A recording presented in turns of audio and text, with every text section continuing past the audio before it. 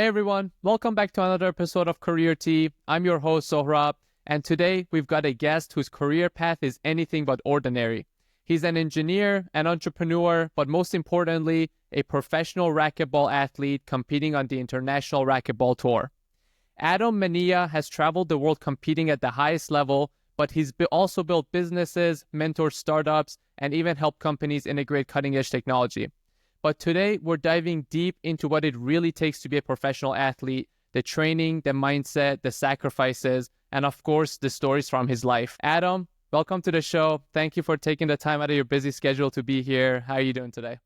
Thanks for having me, Sohrab. Super excited, man. I love talking about racquetball. I love talking about, giving a little light to this fun sport that I know that a lot of people don't know. So super excited and just got back from a tournament and heading to another tournament. So just busy schedule over here, but I love what I do, man. Awesome, man. I'm really excited for this one because your career has so many different layers. But I want to start with the most important part of it, as you just mentioned, being a professional racquetball athlete. So let's get right into it. And we'll talk about your competitions that you just were at and coming up as well.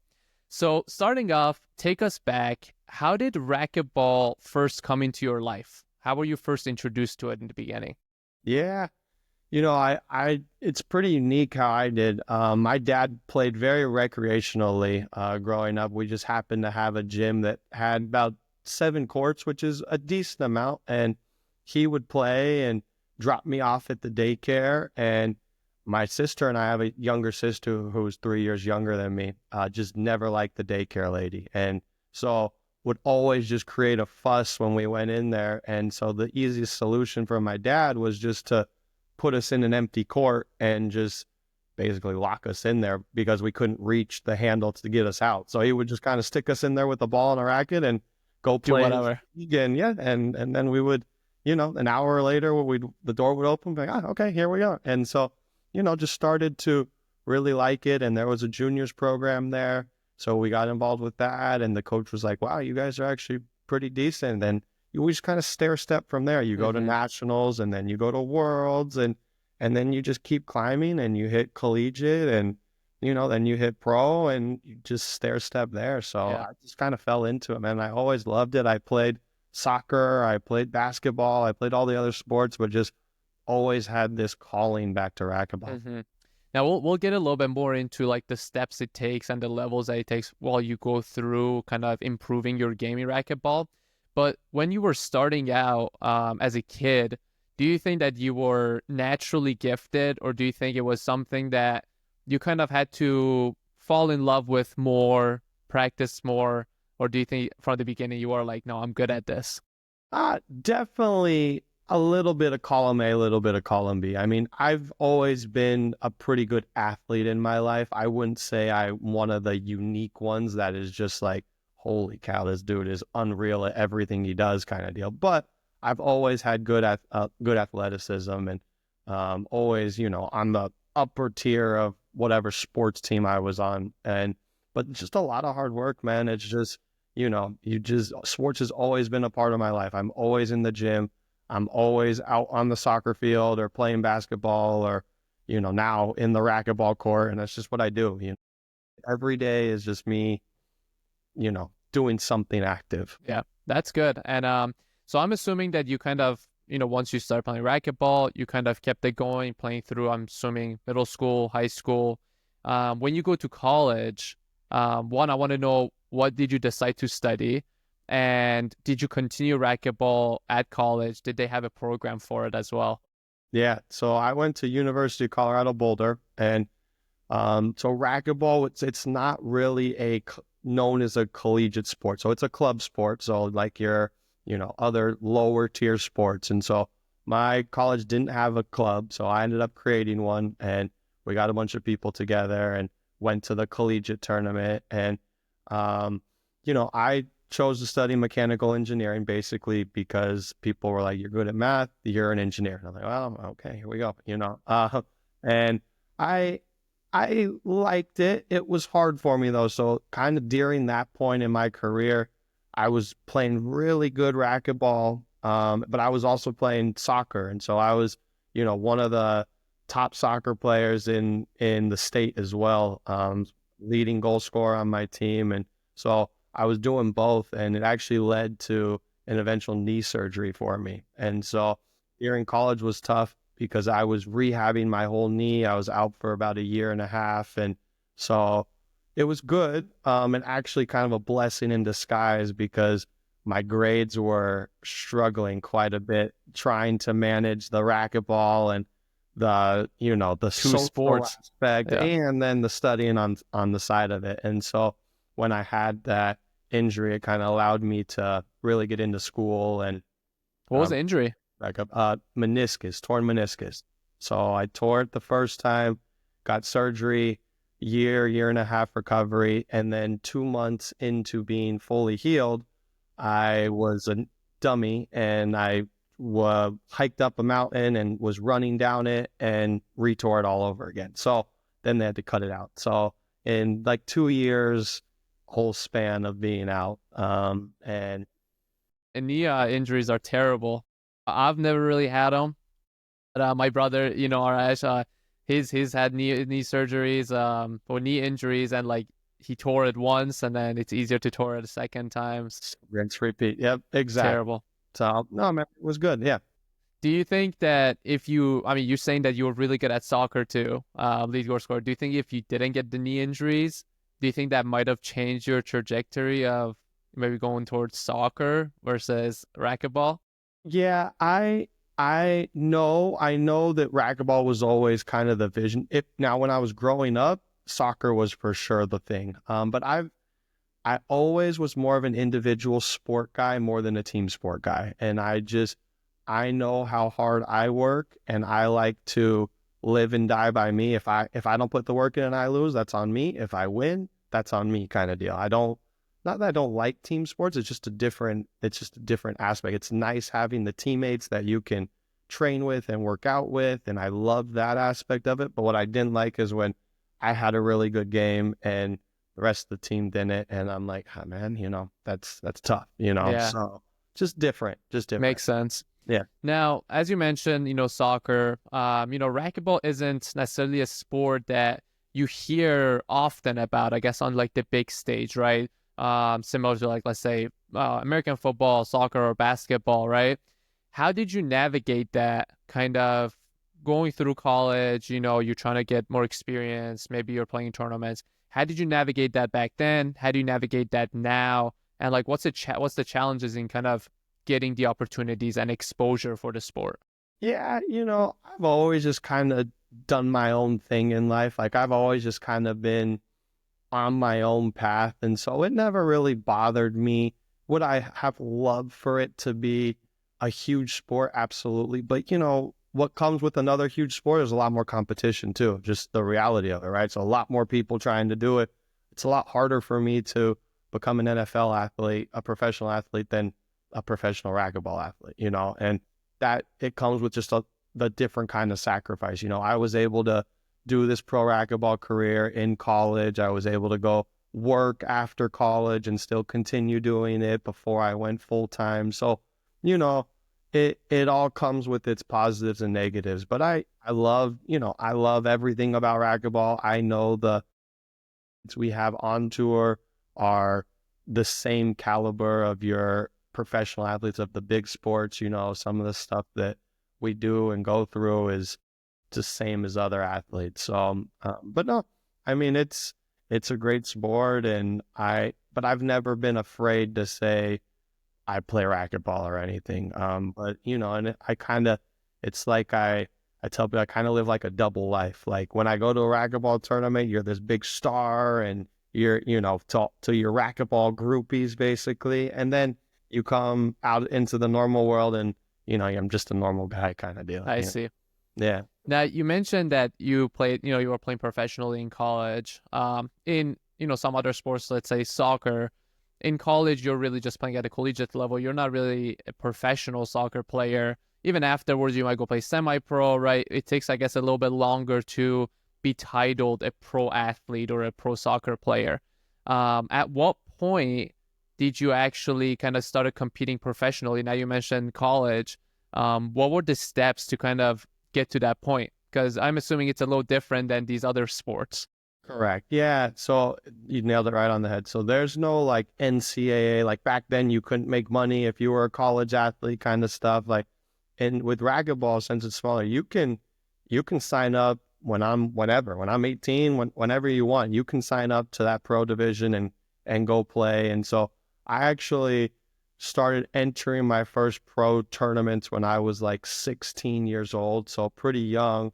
And, I got worked, but still just kind of that trajectory. And then right when I was going into college, I was getting some good wins under my belt. I was beating like top 8, top 6 players in the world. And then the knee surgery hit. And that's when everything kind of, just changed. It not in a bad way. Just I kind of realized, look, like, you got to make sure you have a backup plan for all of this stuff. And you got to make sure you have a life outside of racquetball, because at any moment with sports, you make one wrong step or I do one wrong hit and you're not done, but it takes a little bit of a different turn. So, I played pro and before college, during college, and then after college, kind of my deal with my family was, you got to work for 2 years. You work for 2 years, and then we'll kind of support, and we're all on board for you going to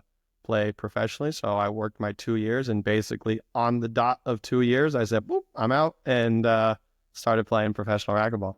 That's so cool, man, to be able to kind of have that goal and like, have that vision, right? That's so cool to be able to be like, I'm gonna work for 2 years, and then after that, I'm gonna do what I love and kind of go work professionally. Yeah. So when you were, I guess, before graduating, you realized that, or was it during college where you're like, I'm good enough where I can kind of do that after a couple years out of college? I'm good enough to be able to just quit and just go fully be a racquetball player.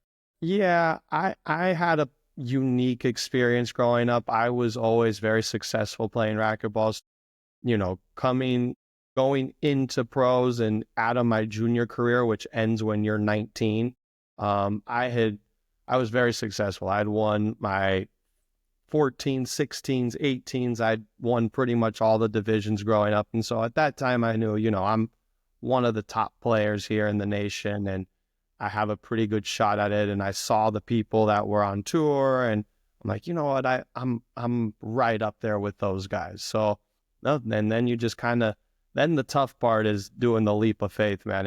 It was what really did it for me was I was playing professionally and working at the same time. And naturally, working a normal job, I'm not training as much as I should. And I started losing to people that I'm just like, man, I should not be losing to that guy. And so then I decided, you know what?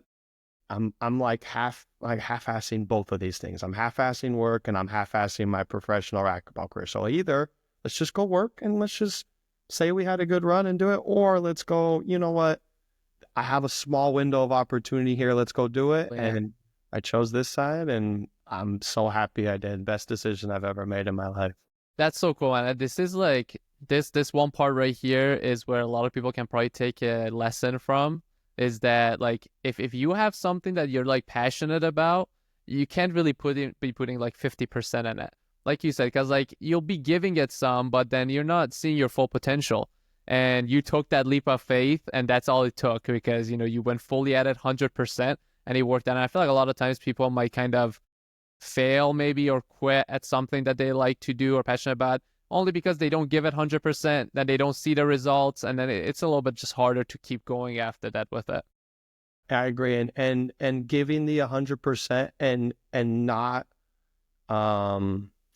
giving the 100%, but not expecting the results to happen right away, I think is where a lot of people get caught up too, because it's easy to do it for 6 months. It's easy for, oh, you know what, I'm going to try this and I'm going to do it. And then 6 months down the road and nothing has happened, or you're not even close to success. And people are like, okay, this, I don't know. I think I'm going to go back into the easy side of things kind of deal. And I think that's really, yeah, what I see from a lot of people is, you gotta fully commit to it and you gotta grind and realize that this does not happen in 6 months, a year. This is like I've said, I'm now about to turn 30 and I've been playing pro ball for 12 years now, on and off. And I've never even won a tournament yet in singles. I had won my first doubles tournament a couple years ago. That's after 10 years of doing this thing and coming in and getting my butt handed to me, going home, training, and doing that all over again. So it's the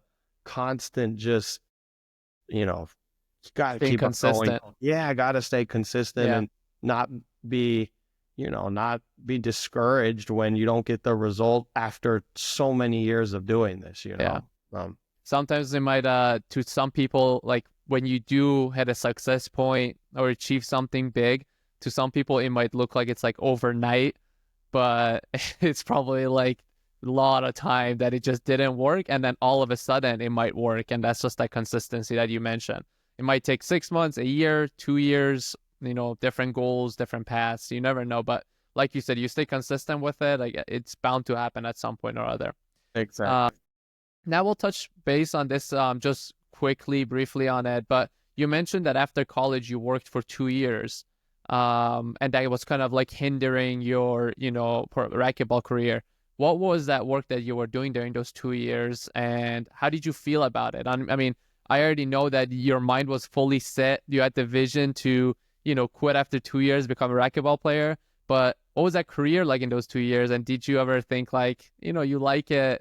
I'm assuming no, that you weren't going to stick with it, but what was your thought Yeah. process there? No, I mean, so I work for a company called Singularity University. And so I come from a family of four sisters. And so my oldest sister worked for that company. And at the time, they were looking for kind of someone in the engineering position. And she helped me get a job out over here. So I was like, yeah, of course, move out to Silicon Valley and get a tech job. That's every engineer's dream kind of deal. And so I moved out here and I had the best job out of college anyone could ask for. I was basically a, a scientist, mad scientist. And so we helped startup companies. They would come to me with their crazy ideas, and I was the engineer that had to prototype it and make it happen to become so that they could present it to investors.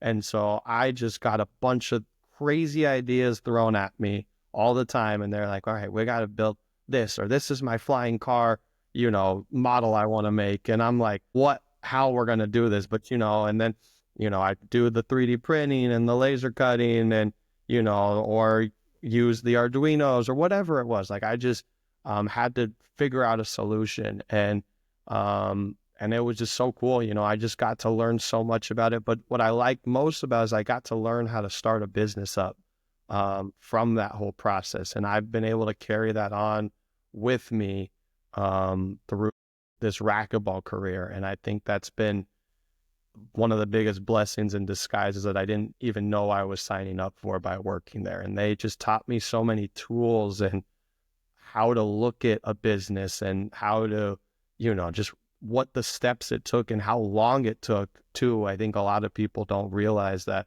like I said, this stuff doesn't happen overnight. This is a process. This is a long journey that you have to take. And so, going through all that, I got to just really learn a lot about business and how to prototype something and how to believe in what you're doing.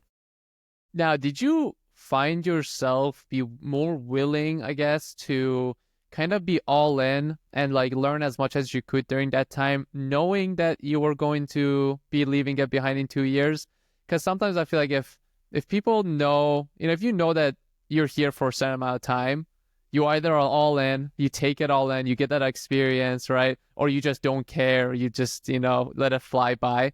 Yeah. Did you find yourself that because you knew you were about to leave, you were like fully taking it and enjoying it because you knew you weren't going to be there for a lifetime? Yeah. Yeah. No, I mean, I worked real hard. I loved what I did. It's not a matter of not loving it. I just wasn't what I knew I was going to do long term. But no, man, I loved what I did. I mean, I got to travel the world because of that company. I went to Singapore, I went to Greece, I went to South Africa. I got to go to all these places and show off cool tech. And I was like, I was looked at as like the man kind of deal because I was all this tech I was showing off, even though to me it's just, the same old stuff that I do every day, you know. But when you go to all these other places and they put on a virtual reality headset for the first time, they're like, whoa, what is this? And I'm like, you know, and I've been doing that. I'm working with that all day, you know. But no, man, I loved what I did. Like I said, I had the best job coming out of college I think anyone could ever have. So I got super lucky, but I knew, you know, I knew that I wanted to do more, you know, and I wanted something more with my career, and I would talk about it with my boss all the time. And not that like I'm leaving at this point, but I'm like, you know, I'm kind of, you know, it's not, this isn't what I want to do long term. And what kind of actually worked out perfectly was right before, so I, right before COVID, our company had, you know, kind of a falling out, and they had a big layoff of a lot of the employees, like over 50% of the company. And I was part of that. And so right about that 2 year mark, we had mass layoffs, and I kind of looked at that as my sign to be like, yep, this is my time now. And so got that. And then ever since then, I've been doing this. And I yeah. mean, it was perfect because I'm assuming, you know, you got some comp package. You didn't have to quit yourself. So the timing worked out perfectly. Now, while you were at that job, you said you were, you know, part-time also playing professional racquetball. People, I guess, don't really realize, and I want to learn more too, how intense training for racquetball could be, right? So walk us through what was like, I guess, a day in the life of a pro racquetball player while you had a job, and now that you're full-time doing it. What's the training like? What's the day-to-day like? Yeah. Yeah. So when I was working, it was a lot more difficult, because mainly because when I train now, I go like dead smack in the middle of the day when everyone's at work. So I don't have to fight for machines and do all that, like 11 to 1, 12 to 2, like that's my time kind of deal.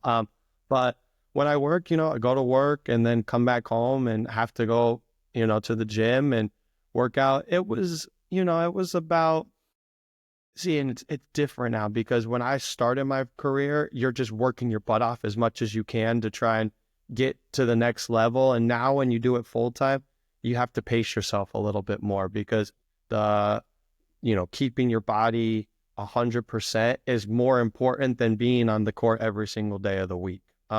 But early in my career, it was, you know, try to hit the court at least 4 or 5 days a week, lifting another 3 days a week, and just keep on going. And as much time as I can, playing people, drilling, doing whatever I can. And, you know, so it would be work, go to the gym, and then go back and see Amanda and hang out. It's and repeat, man. So it was very, very intensive. And, but then your body just can't handle it. Our sport's a lot different than some of these other sports. Like let's look at like basketball, right? Like you can go shoot free throws for a while, and not that it's not tiring, but it's a lot different than swinging a racket super hard Full strength. consistently, Yeah. right? And so our training looks a little different. So now, right now I have a pretty good pattern. I'm on the court 5 days a week, but I train pretty hard 2 days a week for about 2 to 3 hours. We're on the court and working out. So Monday, Wednesday, Friday, start with, you know, hour and a half, 2 hours on the court, and then go work out for about another hour. And then Tuesday, Thursday is when I give my lessons and do instruction. And so I'm still on the court. I'm still hitting balls. I'm still kind of giving setups and have a racket in my hand, but I'm not really actively doing stuff. And then, you know, all the rehab in between pretty much every day, stretching every day, mobility work, all that stuff is as I'm getting older, which is crazy to say because I'm only 30, but Yeah. yeah, it's crazy to say. But you know, the mobility is so much more important. The unique thing about racquetball is us players, we find our most success in our early 30s. So that's what we consider our prime, is our early 30s, because as much as it is physically demanding, it's such a mental game in there. And, you know, we see that in tennis. You see the Djokovic, your Federers, your Nadals playing in such later ages of their life, because racket sport is such a mental game as opposed to a physical game. So, Yeah. It yeah, must be nice now that, you know, when you're full-time racquetball player, you don't have to really have to think about that second job. Like your day-to-day fully, it's like just focus on racquetball. You can take it, easy in the mornings, go train. Like you don't have to worry about like, oh, I have this deliverable to do for work, or I have this project coming up. Because I'm assuming, like you said, when you are working, you have to also do a lot of traveling too. So having to do that, I'm assuming training, like how do you really, you have to find a place, you have to find a gym to go to there on travel. So must be nice that now it's just fully focused on racquetball. On the training side, yes, it's nice. Now, when I was working and I had a consistent paycheck every 2 weeks, that was very nice. Here, I gotta go work for it, right? If I don't compete well or I don't play well, you don't get that paycheck. Or if I'm not giving my lessons and that stuff, you don't get the paycheck. So those are the two differences. It was nice when every 2 weeks I knew I had this much coming into my bank account and I could go work out and do it. And now, it's kind of flip-flopped. It's nice because I get to work out whenever I want. But, and then on top of that, you have to work out, right? Like, the motivation is definitely not there every day. Like I don't wake up like, oh man, my body's sore. I'm ready to go do it all over again. I'm like, are you kidding me? I gotta go do this. We're human. Yeah. So it's, it's the just consistency that you got to do. And, a lot of days you don't feel like, especially you get done from a tournament and know that, okay, I got to jump right back in because I got another tournament coming up. And if I just sit on my butt all day, my body's not going to recover. I got to get the blood in when you can barely walk kind of deal. So, it's just the different sides of the up and down, Yeah, we've talked a little bit about like the pros and the cons of, being a professional racquetball player. But what would you say out of these is the hardest part about being a pro racquetball player? I know you've mentioned the finances, the training, the travel, but what would you say is the hardest? Man, the two biggest things for me, one is the consistency of training all the time. And what one of the hardest parts is that I don't live a normal life like everyone else, right? If you and your friends want to go drink on the weekend, you go drink and you go out and you travel and that's what you do. Well, I might be able to travel, but I can't go out and have fun. I got to be in bed at 11 and I got to recover and I got to be working out and all this. So one of the harder things is just, not living that normal life, which I'm okay with, but it's hard for a lot of people to understand that. Oh, why don't you go out or why don't you do this or that? And I'm like, because I have this goal of mine that I want to achieve. And then on side of it is the travel. Like, for example, we were talking before we started this, last weekend I'm in Minnesota and my fiance is over in Vail skiing. And I would love to be with her and love to be with my friends doing that, but I'm here at a tournament, but I love that, and I love doing that, but it takes a lot of sacrifice there. You just miss a lot of stuff. I've missed a lot of family events. I've missed friends' weddings before. I've just missed a lot of milestones because I'm so focused on this goal that I have. So that's probably the first thing. And then the second thing is, finances are part of it, but it's more just challenging yourself every single day. When you have a job, if you don't feel good and you're a salary employee, you can chill. I'm gonna take PTO today, or you know what, I'm just not gonna do as much as I should do today. But if I don't bust my butt every single day, there are 20 other guys across the world that are busting their butt, and I may not feel it right then, but at the tournament when I get beat, that's when it's like, man, I could have done that one extra day. So it's the constant grind and consistency every single day of doing it, and knowing that if I don't do that, or if I pick something else in replace of that, that there comes that consequence with that, and that I have to stay very diligent to what I'm doing. And even when the motivation's not there, I just got to stay consistent. I got to get in and do the work. And we talk about that with my coach all the time and some of my training partners. It's just, you got to stay consistent. You got to keep going. Every day is not a great day out on the court. I have some very bad practice sessions, but you just got to keep staying consistent. And waking up every day and grinding. Yeah. And it's, most of the times, I can say a lot of the times, it's like, I could really not do this. I tell my coach, I don't really want to be here today. He's like, well, just get in and do it, and Yeah. you have to deal with that. Yeah, there's another good lesson here. It's like one of the worst feelings that there could be is regret. And the best feeling that you could do is to say that you gave it all, you did all the preparation that you could. If something doesn't go right, you can still feel good about it because you didn't leave any stone unturned. You did everything right and things just didn't work out. But if things don't work out well and you slacked off a little, that's a feeling of regret that you're just like, damn, it was my fault that I did do. So and regarding to your first point, another good lesson there is that, if people have big goals, big dreams that are kind of, out of the ordinary, it's not, other people don't have those goals and dreams. So like you said, there is going to be sacrifices that are going to be needed to come with it. And it's going to feel hard because you'll feel like you're missing out. That's all you think about. But if you didn't, then if everybody else was also able to do those things, and those goals aren't like, big goals, big dreams, but if you're missing out on things, that means you're on the right path. You got big goals, big dreams. So sacrifices do come with it.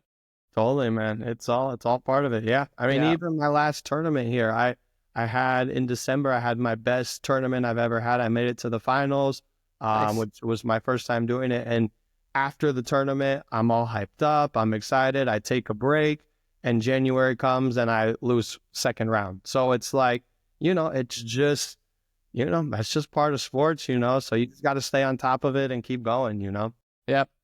Now, speaking of your tournaments and matches, I was going to ask if you have a memory or a story of, I guess, one of your most intense matches, a match or two that you always keep in the back of your head and you got to tell the story of.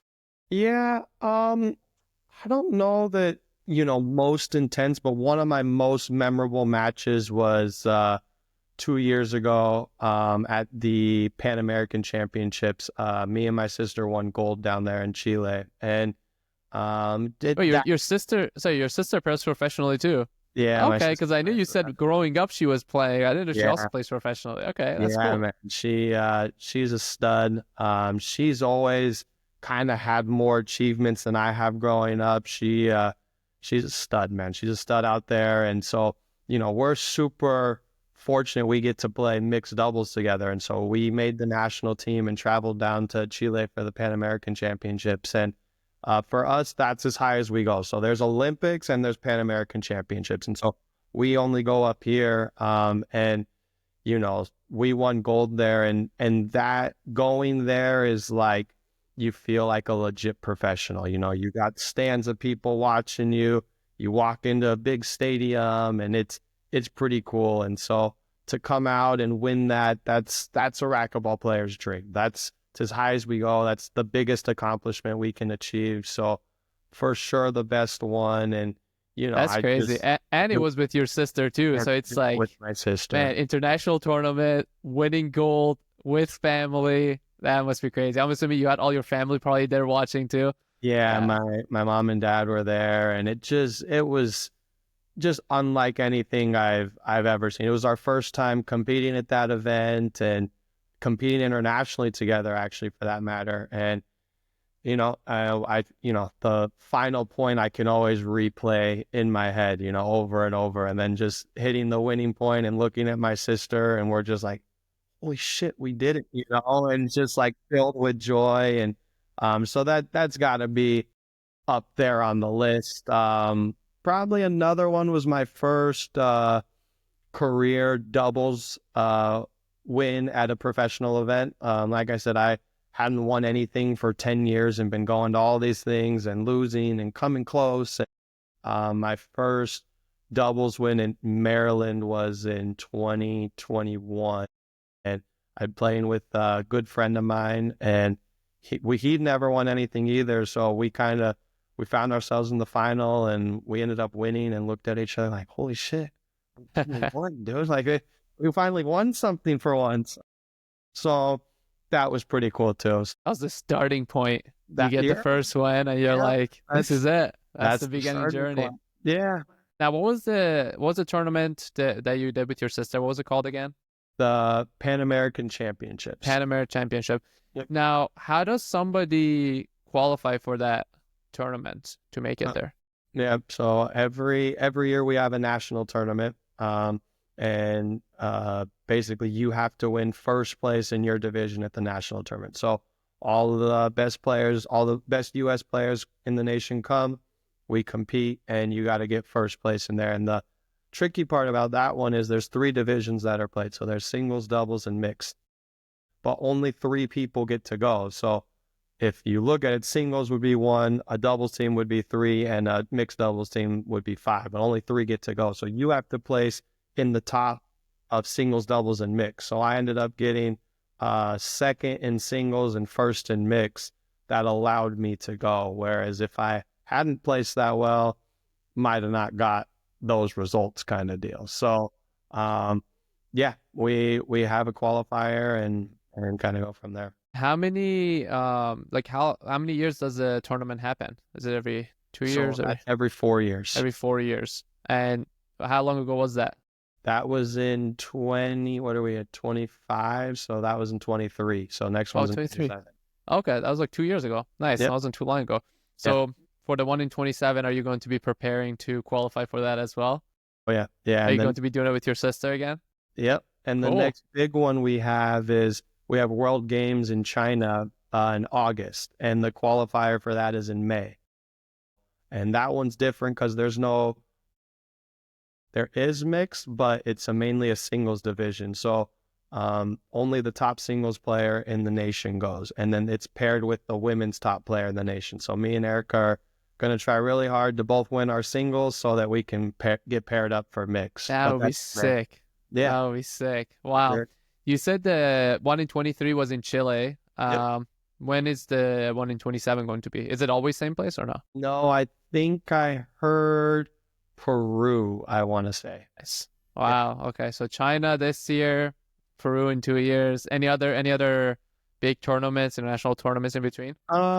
Yeah, we had Worlds is every 2 years. So we had Worlds last year. Me and my doubles partner won the Worlds last year. Wow. Okay. You just didn't mention that. Talking all this. Yeah. Wow. Okay. That was another fun one. And then so Worlds is every 2 years. So we'll have Worlds again next year, and then Pan Am Games is the year after. Where was the Worlds last year, or was that held?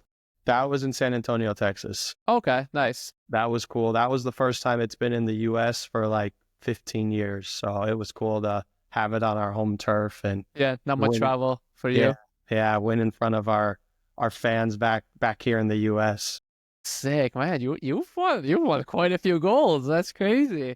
Recently, man, it's been a journey, right, man. And it's all been in doubles. So now I'm looking for the singles side of it. I've been pretty successful in doubles. I'm very confident in doubles, but I'm ready for my singles game to get up there. I had my highest year-end ranking of number 3 this last year. So going to get over this injury and get back into it and kind of work on getting that singles title. Nice. That's awesome. Yeah.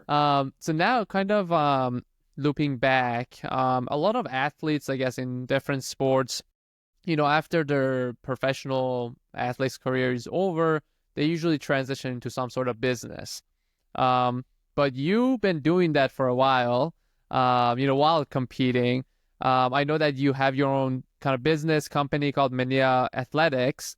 And I know you said when you started your professional career in those 2 years, you learned a lot about, what it takes to start a business, what it takes to keep a business going, be successful.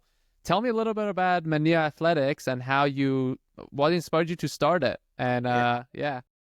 Yeah. So, I love coaching. I've always been a big fan of coaching. I know that if I didn't have good coaching growing up, I'm not where I'm at today. So Manilla Athletics is basically an online coaching platform for racquetball.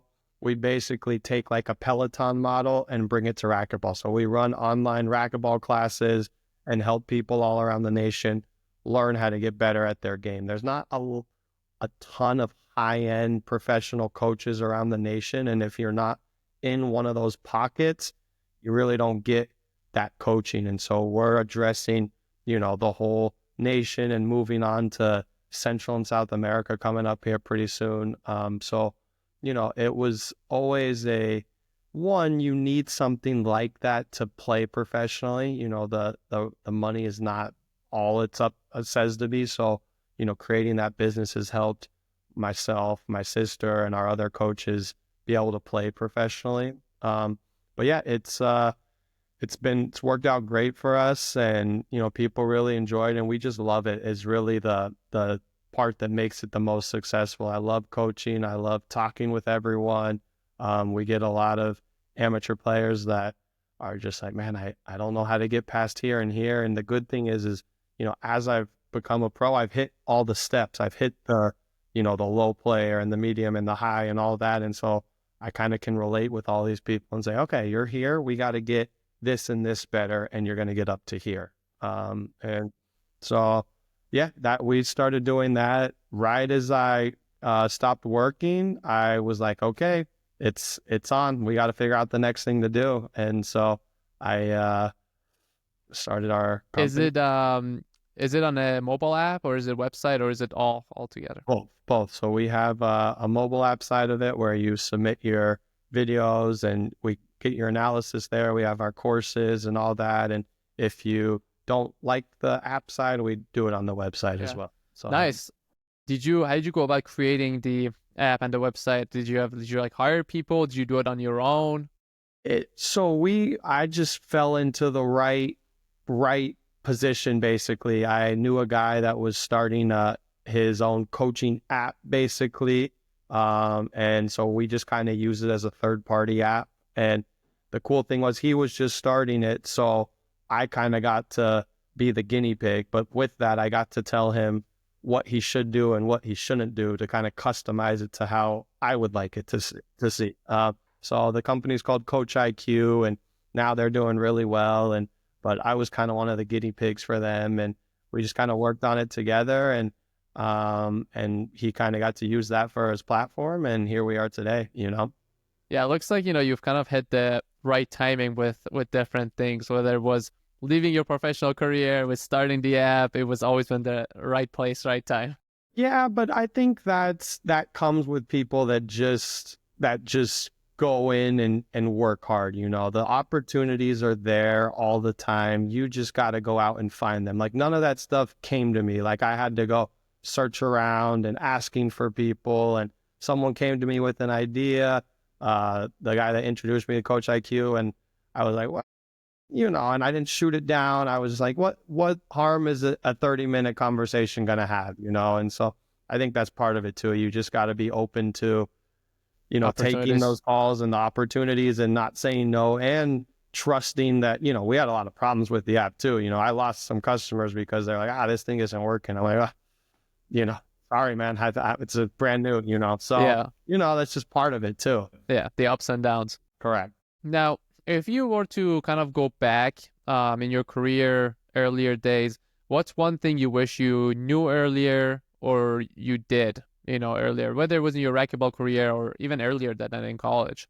So for the competition side of things, as the professional athlete side of things, the one thing, and I tell the kids, I do a lot of kids coaching right now, the two biggest things is, one, how important the mental side of the game is for anything really, but just having the mindset of that this isn't all rainbows and butterflies. Like, there is a lot of lonely parts to this journey. You're on the court alone. That's different from the team sport where you have all your friends and you're doing so.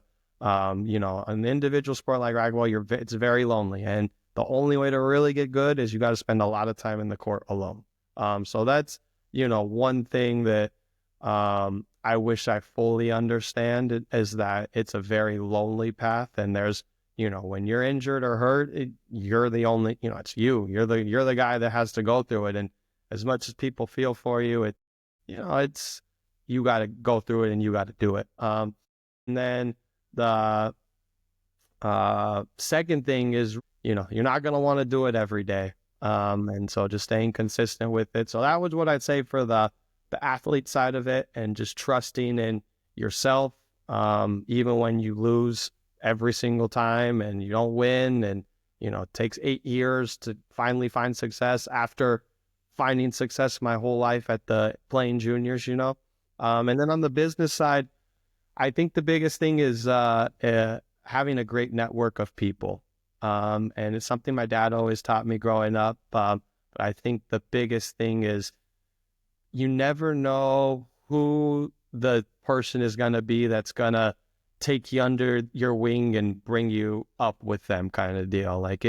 Your network is probably your strongest asset in life. And the most unassuming people are the people that can end up changing your life for the better, and so I've always been very, I never look at based on how you're dressed or how you talk or whatever, oh no, I can't associate myself with that person. I've had some of my best just relationships and some even clients or just people that I've met through racquetball or in life just because I'm sitting there on a court and just watching some random games and they're like, oh, what's up? And we start talking and next thing I know, I'm there, someone super close to me. So that's awesome. Yeah, I think that's one lesson too, that in college, in school, you hear how important networking is, but I feel like you don't really capture the importance of it until you're out into the real world, working professionally. That's when I started to realize, okay, how important, when they said network, that's how important it is. Because knowing people, having relationships is, I think, way above than any other sort of skill. Totally. Absolutely. Now, these were great advices that you gave. Another question that I have is kind of regarding advice for, if someone is playing racquetball right now, maybe younger age, high school, right? And they kind of want to go same path as you, right? I feel like there is not necessarily as much, I guess, out there regarding how to go down that path to become a professional racquetball player. What advice do you have for them, maybe in regards to what they should participate in, to kind of get noticed and kind of make it to these bigger tournaments? Yeah. I say that it's the perfect storm. 3 things to be a professional racquetball player. 1, you got to have the personal drive. You got to be able to, like we've said, stay on the court alone, be able to just keep on coming back and back. 2, personal finance is going to be a part of it. That's just the part of racquetball. It's not, it's nothing to do with anything else. You got to have a community around you that's willing to help you get to stuff, because at the beginning, you go to a lot of tournaments, you lose, you don't make money. That's the reality of it. That's the first year to 2 years on tour. You don't have your ranking points up, you lose a lot. And so you got to be able to afford to come to these things for a full year. And then the third thing is the maintenance and the ability to play. So this sport is super hard on the body, and you've got to really take your maintenance and your mobility very serious, because maybe for 1 year you feel good, but if you want to do this professionally, you got to be able to do this for 8 to 10 years, and you're not going to make it that far. We see people all the time come in 2 years playing really good ball, and then they fall out because their body just can't handle it anymore. So it's kind of those three pillars. You gotta have it. You gotta want it. And number 2, you gotta have a community behind you, or figure out, how I'm going to get to this stuff. And then you got to be able to handle it with your body. Yeah. Recovery, as you mentioned. Recovery is huge, man. Huge. Well, Adam, this has been awesome. Great episode. From competing at the highest levels to building your business, you've given us a really good look inside what it really takes to become a pro athlete, as well as kind of, doing a professional career on the side or having business as well. So for anyone out there who's thinking of going pro, building a brand, or essentially chasing a dream, could be in a different field, different career field, you've kind of dropped some, great wisdom, great lessons, which main one I think is consistency. That I need to stay consistent. Yes, but before we go, where can people, including myself, follow your journey and check out what you're up to, as well as your matches and tournaments that you take part in? How could somebody view these tournaments? Yeah, just follow me on Instagram. It's at Manilla Arball. I need to get better at keeping up with my social media, but go there. I post stuff here and there about it. or really where you probably the most can is go to the International Racquetball Tour, where, you know, all the stuff of our tour and all the professionals are doing. That's where a lot of that stuff is. So follow along when the next tournaments are and how everyone's doing at tournaments. That's probably another good source. So my personal Instagram or the International Racquetball Tour's Instagram, and that's where we kind of keep everyone updated. Awesome. Thanks again, Adam. And to everyone listening, if you enjoyed this episode, make sure to subscribe, leave a review, leave a comment if you would like to hear about other professionals and other careers, and share this with someone who needs to hear it. Maybe they love racquetball and they're looking to go down the same path. And we'll catch you guys again next week on Career T.